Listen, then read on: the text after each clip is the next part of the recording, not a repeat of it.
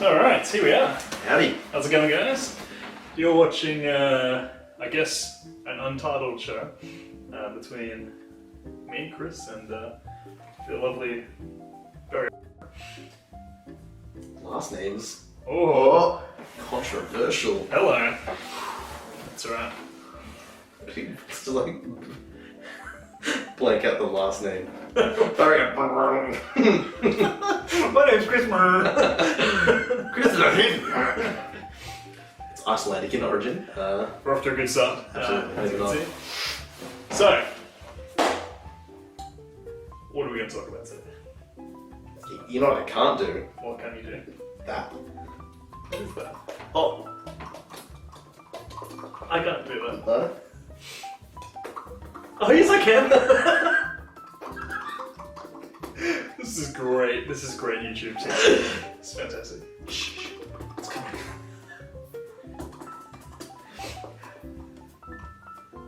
Oh, was that it?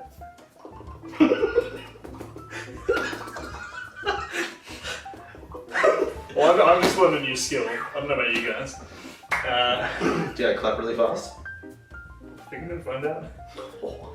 I watched a YouTube video about it actually. The Oh, did you? world's fastest clapper. One of those So third episode and we're already plagiarizing. Here's some other guy stuff. Woo, well done.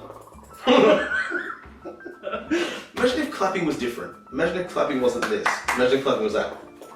But then it would be normal. Exactly. And the one guy would be like, "Oh, hey guys," and everyone would be like, Wow, you can do that with your hands. "What are you doing, man?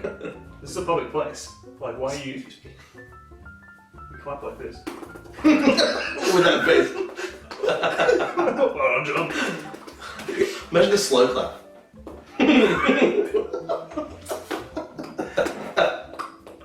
Golf claps. It's like there's like a catch and release with that clap though. Whoa, what the hell? Whoa. It's like inverse farts. Oh, ready? So when we decided to create this channel, we said we're only going to talk about very serious issues Absolutely. that are facing the world.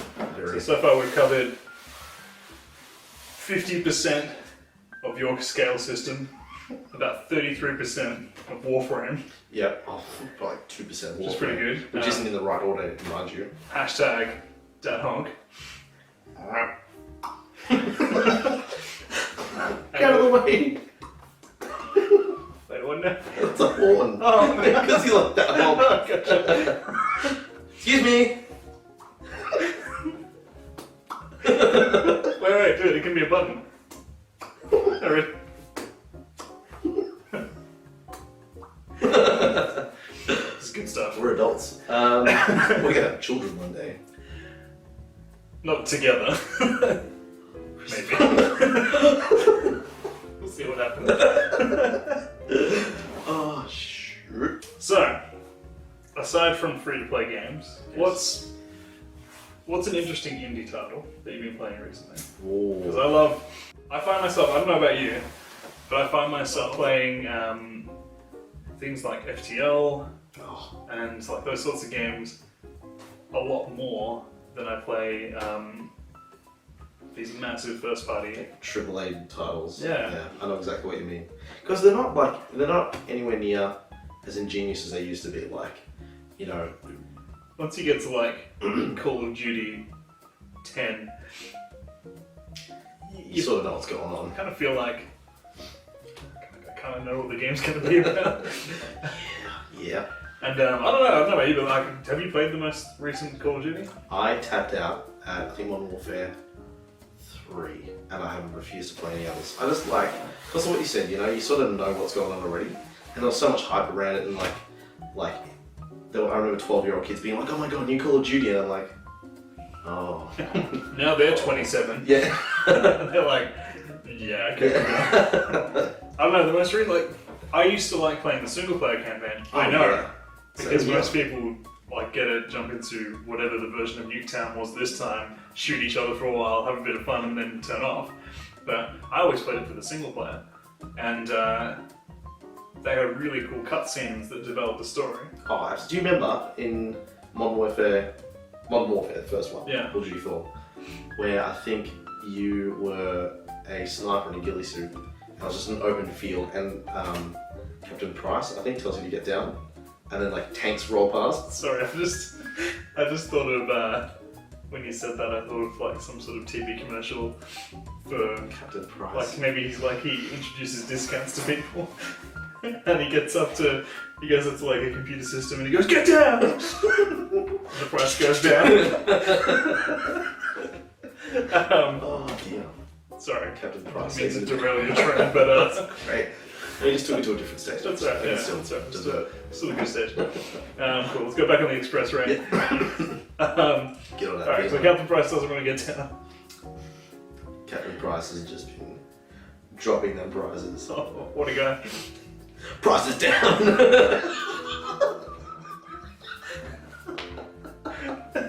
Prices spotted. Oh no! Maybe our next video is going to be Barry dressed up as Captain Price, and it could be great. It could be great. Most likely not. But It could be terrible, but it could be where dreams are made. Dreams are made inside Captain Alright, Price. so what were you talking about? Yes. So, whatever your like dude that is your captain or whatever is Captain Price, I think prices are down. And he tells you to get down because the baddies are coming, the bad guys, and all of a sudden you've got like tanks, like you're prone on the ground in this tall grass, and then like people are walking past you like 2 meters from you, 1 meter from you, Okay. and tanks and shit are rolling through. I actually don't remember. I don't think I played that one. Really? Oh No. man, I remember I was playing that. I played that mission, and I I was tend to skip a few, and it doesn't seem to matter. no, it really doesn't. That's fine. Remember, no Russian. So, but that was like a pretty intense part of the story. Oh man. I remember one, again, I can't remember which Call of Duty it was because they all just melt together into a Call of Duty glob after a while.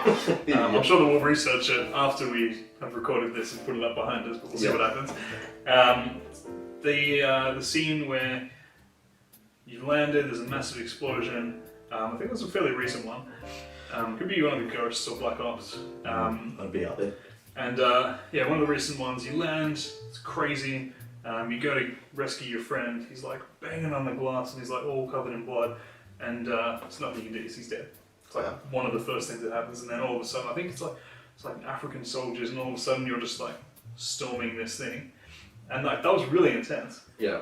And then I got really excited about that, and then there was lots of cutscenes, and they were proper cutscenes, you go to the next part of the story. Yeah. Then I played the next game after that, expecting a similar experience, and cool bit of story, awesome, but then the cutscene would skip over what I would imagine would have been about half an hour of gameplay. Wow. And so the cutscene would be like, this happened, then this happened, then you already know this, and then this happened, and then immediately you're playing The a next completely level. different part of a game. And that, Ruins your immersion. it's you know? throwing me off, that's why I didn't get the latest one. Yeah, absolutely. Yeah. And that's well, from what I read, like that's what people are worried about with the new Doom game that's coming out. Because as we know, Doom is a very rich storytelling experience. I know, like, thoroughly enjoyed the love story part of it. Very complex and almost hidden to the viewer. Yeah, it's like it almost doesn't exist unless. Yeah, you it's almost really- like you just made it up. It's almost like it literally has nothing to do with that game. Right, almost. But Very- that's how subtle it is. Exactly. Gotcha. If you have like eagle eyes like mine, you'd know what's going on. You could see between the lines. I don't What does know. it actually mean, by the way? Speaking between the lines. I don't know where that phrase came from. Like, did somebody look at two lines and then see between? Probably not. I feel like that's not what happened. Isn't that what people do anyway? Because if you got like ruled line paper, you have to read between the lines because that's where the words are. But read between the lines. Is seeing between the lines even a phrase? Seeing between the lines? That's what you said. Oh. Reading between the lines. Shit, yeah. Yeah, I'm pretty sure. Well, it's reading between the lines is sort of like, alright, I've written something and you're meant to interpret the real meaning in it. But I don't know where it came But from. like, is it physically like if there are two lines, you have to like read in between? I don't know. Maybe, well, I know that some people would write stories for news reports and they'll write them double-spaced. and they can write notes and stuff in between. Oh, But gotcha. I don't know if that is what reading between the lines is. That's pretty cool though, because it's like this is what I'm writing, and then the like extra notes of what's actually Yeah. Makes a lot of sense. That's probably not what it is. That sounds pretty correct. Comment to me. below, tell us what it actually is, because Comment below. Chris is right because it's obviously right. if I am, I'll be very impressed. Chris, I'm already there. I'm ready to be You don't have to worry disappointed. about it. Bring on the disappointment. Prove me wrong. Someone will post a follow-up video, it'll be like 20 seconds, and they'll just be like, No. sit there for 19 seconds, and then right at the end they'll just be like, no. That's gonna happen now. No, I don't know. But that's interesting. These are the things we should be talking about.